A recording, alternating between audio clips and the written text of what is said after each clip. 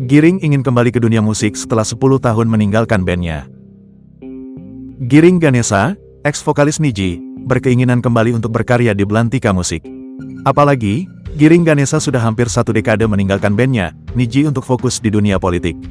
Jadi ingin berkarya ini sebenarnya ide itu sudah lama sejak 2023, kata Giring Ganesha ditemui di kawasan Sarinah Jakarta Pusat, belum lama ini. Adapun Giring perlahan sudah mulai kembali ke dunia tarik suara. Ia pun akan kembali sebagai solois, dan kini juga sudah menciptakan lagu-lagu barunya. Itu kan yang bikin happy 4 tahun at least sekarang solois sendiri dan akan menciptakan lagu juga. Kemarin lagi proses nih, nyiptain lagu udah berkarat juga kali ya, ujar Giring. Giring menilai, sebagai pencipta lagu menurutnya industri musik tanah air saat ini berbeda dari sebelumnya saat masih eksis di Nidji.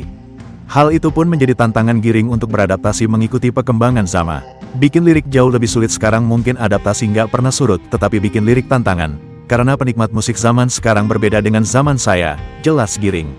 Sekarang semua musisi keren-keren, puitis-puitis, tapi dalam jadi saya harus belajar biar bisa kayak mereka, pungkasnya.